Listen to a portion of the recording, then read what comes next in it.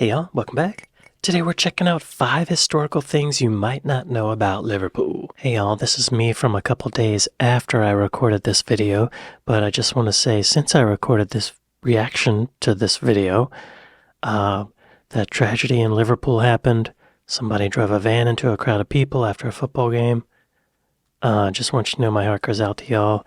You're in my thoughts. Anyway, take care y'all. Hope you're doing well.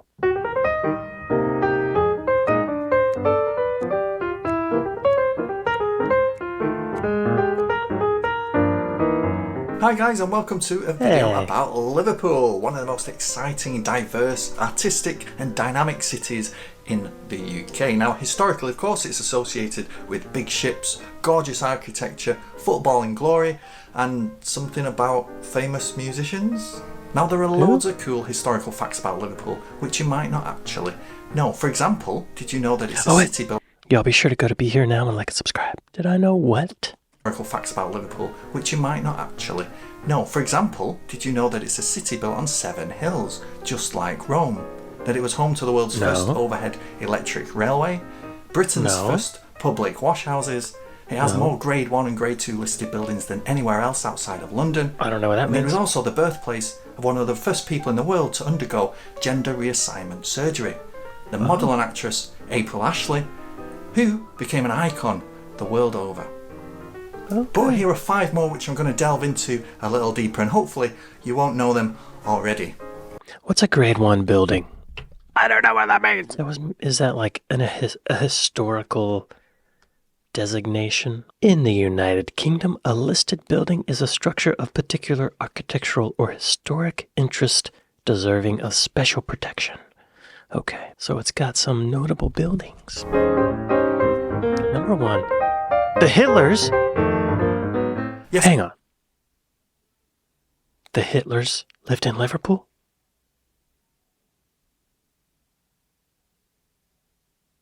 That is something I did not know.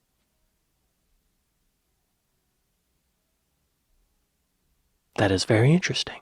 Tell me more. So this is one of those historical facts which people tend to know but actually get slightly wrong. And it is the rumour that Adolf Hitler, the authoritarian nationalist dictator, fascist, who hated everybody from Jews to communists to Jewish communists to disabled people, pretty much everything in general, but somehow thought that tiny moustaches were a good idea, lived in Liverpool. Now unfortunately this comes from just one single source, the biography of Adolf's sister-in-law, Bridget Dowling, who did indeed live in Liverpool with Adolf's half-brother Alois Jr.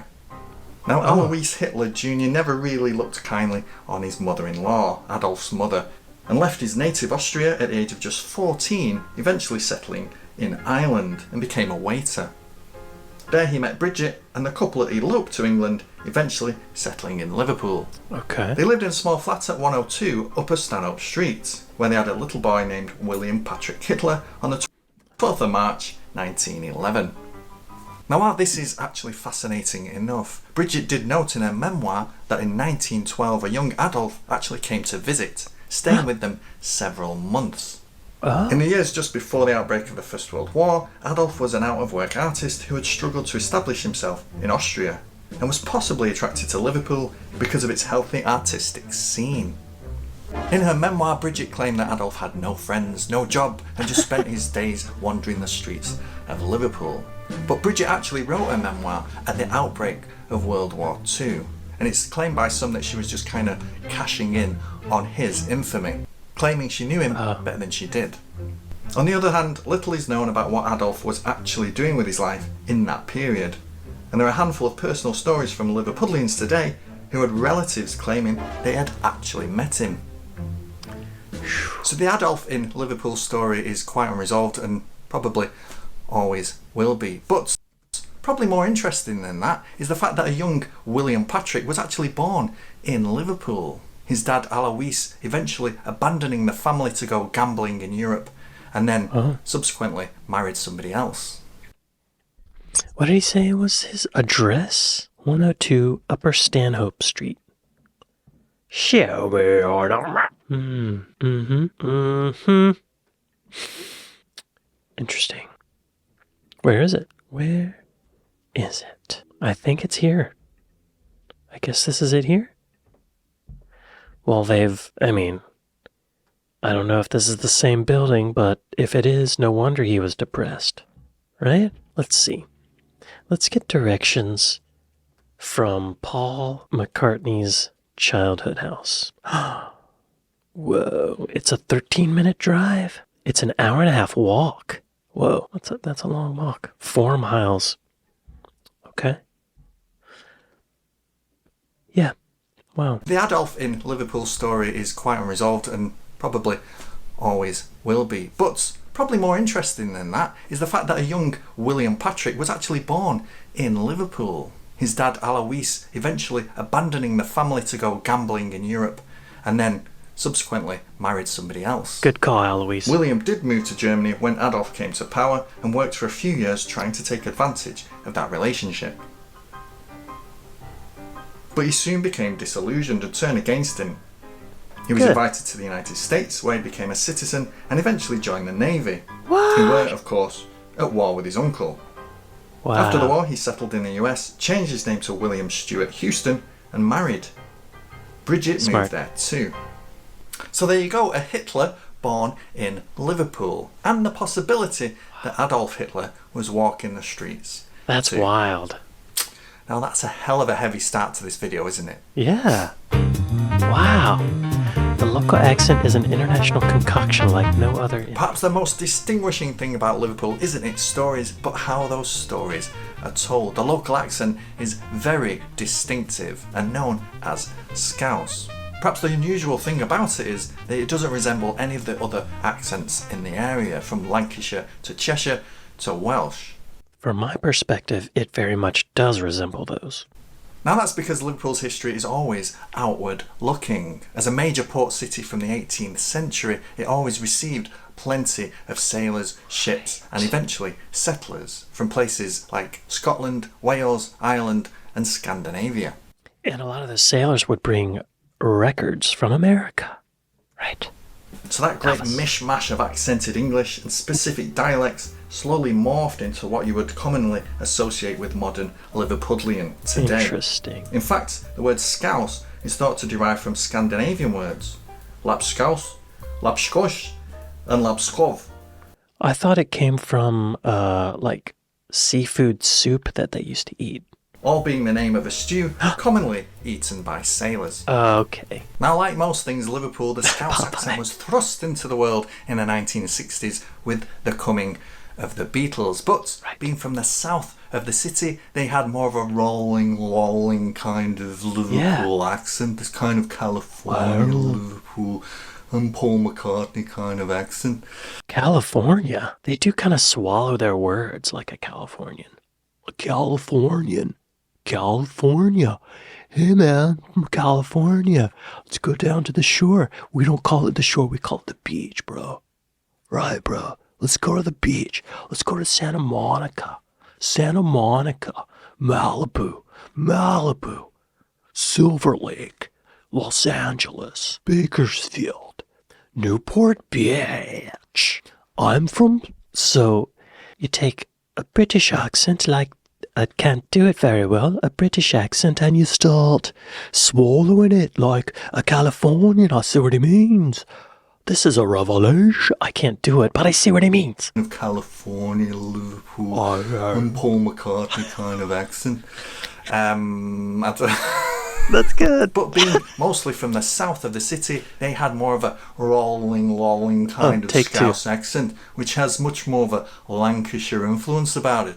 Okay.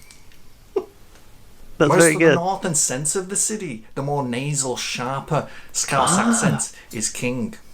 Oh. It's such a distinctive Wait a accent. minute. Where's Lincolnshire?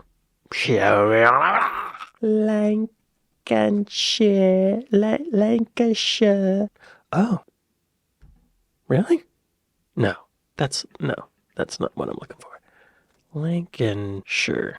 Ah. Linguists continue to struggle even today to pin down many of its origins. The problem being that its influence is more than just Scottish, Irish, Welsh and Scandinavian, but actually multiple... Hang on. The Scouse dialect translator. Scouser, someone who is from Liverpool. Y'all, I'm gonna have to start wearing glasses in these videos. I'm avoiding it, but these eyes are getting old.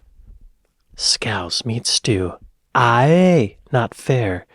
Woollyback, someone who isn't a Scouser. I knew that. Because it was, like the shepherds that would have wool and they would walk into town to sell it by carrying it on their back. Scran is food. Todd, alone. Ta, thanks. Sound, excellent. Kazi, swimsuit. Bender, a prolonged drinking session. Same in America. Well away, becoming drunk. A's well away. You. Busies, police, buddy, sandwich, nuttin', nothing, boss, marvelous, talent, very attractive male or female. Damage, cost. Oh, what's the damage? Jigger, back alley. I don't like that word. Brassic, penniless. Tara, goodbye. Oh, Tara. Stum, shut up. Ozzy, the hospital. The hospital Osborne. Woo. Wanna, would like to. Oh, same. Stash, hide, ace, well done, made up, pleased, Judy, girl, woman, wrecked, drunk, toddy, girl, woman. Is that where the name Hot Toddy comes from? Bevy, beer, scally, rogue. Laura, large amount. Chuffed, happy. Just learned what chuffed meant in a video I reacted to earlier today. I thought it meant angry. It means happy. Do one. Run away. Ackers, cash, gaff, home. US, me, ma'am, mother, la, lad, mingy, mean, diddy, small, dolled up, overdressed. We have that. Gissa, give me, bluey, £5 note. Interesting. Some of these are the same in America. I wonder if American sailors came over and said wanna and all that stuff. And for the record, even though I don't have a Scouse accent, I actually love it. It's proper boss. Europe's oldest Chinese community is here. Oh. Yes, this is one of the most well-known facts about Liverpool, and to be honest, I almost thought I'm not including it in the video. But it's actually one of the coolest ones, and I did just want really an excuse to go there. Yes, that's right, more evidence that Liverpool's history is international in scale and cosmopolitan in influence is that Europe's oldest established Chinese community is right here in the city. So the story actually starts with the world's first evil corporation, the East India Company, which bullied and exploited vast swathes of Southeast Asia and the Indian subcontinent from about the year 1600 to the mid-1800s. Yeah. Ships had been trickling into Liverpool from Shanghai for years carrying silk, tea and cotton. But with the nationalisation of the East India Company in the 1850s, its monopoly on trade with China was broken, and suddenly anybody who could afford to transport such goods, such long distances, could do so.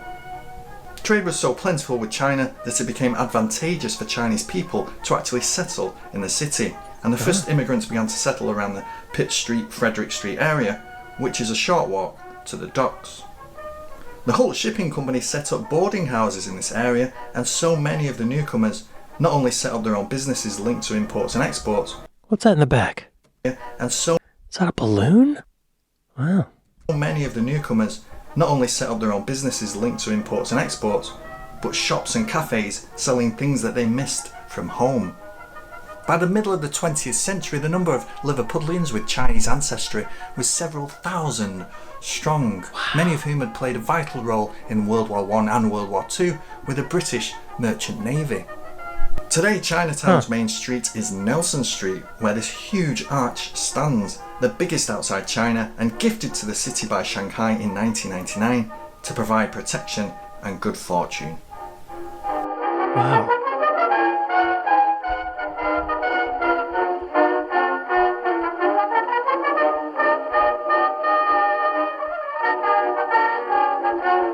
Show me on the map. Yes, he said it was near the docks. It might be this one. Chinatown, Liverpool. There it is. Yes. Yes. Very cool. Show me restaurants. Oh, yes. Oh, yes. There's quite a few Chinese restaurants. China City. Delicious egg rolls. Oh, look. Toast. I guess that's... No. What is that? Samosas? What is that? Rice? Fried rice? Chow mein? Ah, yes. Happy New Year. Cool. I didn't know there was a Chinatown in Liverpool, much less that it was the biggest one in Britain or Europe. Wow. Oh, oldest in Europe. Britain's first child protection society. Now this is one that actually appears to be bad, but is in fact quite inspiring.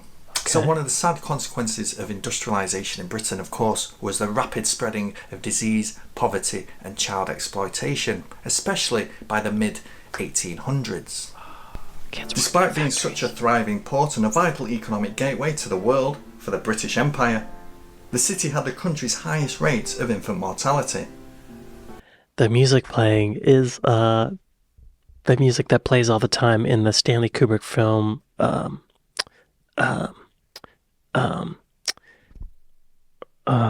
my god, what's the name of that film? Barry Lyndon. Right. Okay, sorry to stop it. Kids were of course exploited in factories and chimney sweeping, both of which were dangerous and sometimes deadly. Chimney sweeping kids? Others were forced to beg or steal to survive. Now that's not to mention neglectful violence, drunken or absent parents. All this angered Reverend George State, who in a letter to the Liverpool Mercury in 1881 wrote, "Whilst we have a society for the prevention of cruelty to animals, can we not do something to prevent cruelty to children?" Later that same year, Liverpool businessman Thomas Agnew was visiting New York when he came across the first Society for the Prevention of Cruelty to Children. Now such societies have been popping up all across the US, and Agnew was inspired to take the idea back home to Britain. At a meeting of local leaders at the town hall in 1883, the Liverpool Society for the Prevention of Cruelty to Children was established. Awesome. In the 1890s, merchant Adam Cliff donated his property in the Islington area for the charity to use. Within years, similar societies had been founded in places like Manchester, Edinburgh and Glasgow. In 1889, the London version had become the National Society for the Prevention of Cruelty to Children, incorporating all those outside of Liverpool, Birkenhead and Bootle, which remained independent. Wow, it only took 6 years for it to go nationwide. An agreement between the Liverpool Society and the NSPCC meant that the former would not work outside of Liverpool and the latter would not work within it. This stayed in place until 1953, when the NSPCC finally took over completely. And I'll throw in a bonus fact for you. The statue on top of Liverpool Town Hall is not actually Britannia, as most people presume. It is in fact Minerva, the goddess of wisdom, trade, sailors and law, which actually makes more sense. It's home to the world's oldest school of tropical medicine. Tropical medicine? Now, of course, having so many people travelling all over the world on merchant ships, Liverpool, by the end of the 19th century, was beginning to see a lot of cases of what were deemed tropical diseases. Malaria. So in other words, diseases which were usually found in the tropics, but more vitally, which English medicine wasn't used to dealing with. Wealthy shipowner Alfred Lewis Jones saw this growing problem and rallied other businessmen to start a fund, with the specific mission to study such diseases. The Liverpool School for Tropical Medicine was founded in November 1898, the first in the world dedicated to such study. Soon, however, the LSTM was making strides. Its first lecturer was Robert Ross, who was the first British Nobel laureate after proving that malaria was carried by mosquitoes, thus laying the foundation for combating the disease. Wow, they didn't know before then that it was carried by mosquitoes. Wow. Mosquitoes, thus laying the foundation for combating the disease. Eventually, the LSTM acquired enough money to have its own premises here at Pembroke Place, where it's still based today, neatly sitting alongside the University Hospital. Liverpool School of Medicine. Oh yes, that it is. It's much more modern today. How far is it from Paul McCartney's childhood home? It's almost a 2-hour walk. Y'all, if childhood Paul McCartney got malaria, it's got a long way to walk.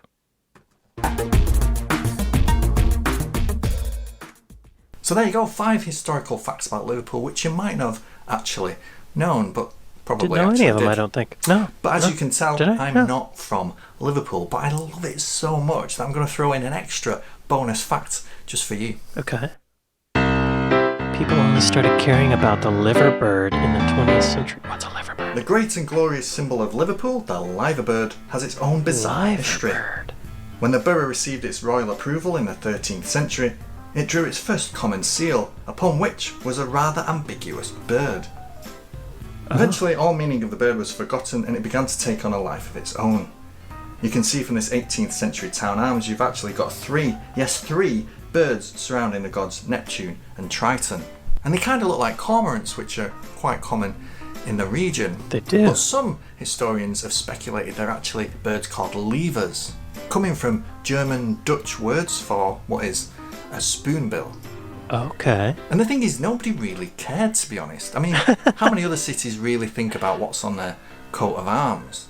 Until 1911, when the Liver building was constructed, including 2 huge clock towers, on top of which sat 2 huge liver birds. Oh. These were depicted more like mythical creatures and less like cormorants, giving rise to the old folktale that mysterious birds once lived in the area and are no longer to be found.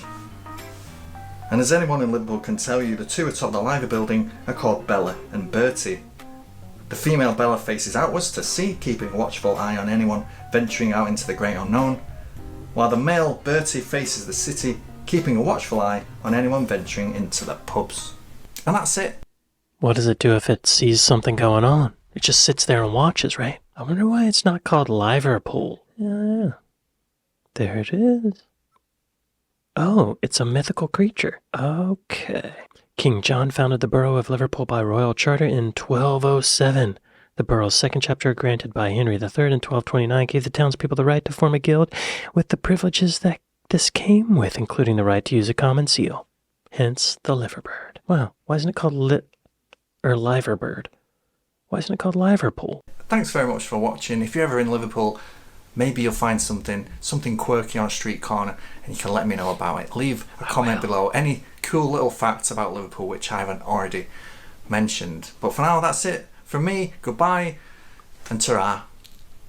Y'all be sure to go to Be Here Now and like and subscribe.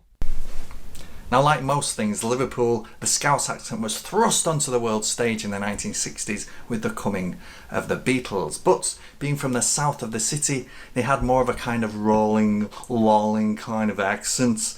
They had more of a off Californian Liverpool kind of Paul McCartney. Paul McCartney. That's good. Take 3? Oh. Brain fart. Take 4. Whereas to the north and sense of the city, the more...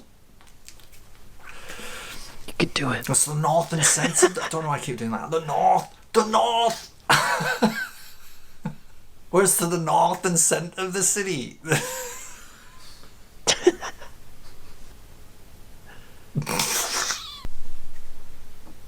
You can do it. Rolling, Scouse accent. Rolling. Scouse accent.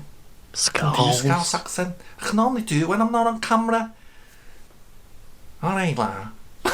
Alright, lad. How's it going? How's it going? Rolling. A kind of Paul McCartney kind of Paul accent. McCartney. Kind of Californianisation of the Liverpool accent. Scouse? What? I'm glad he left that stuff at the end. That was fun. Did y'all know this stuff about Liverpool? I bet you did. I bet you did already know these things. Y'all be sure to go to Be Here Now and like and subscribe. I'd like to thank my patrons. I'd like to thank my Buy Me a Coffee folks. Thank y'all for watching this with me, and I'll see you next time. Later.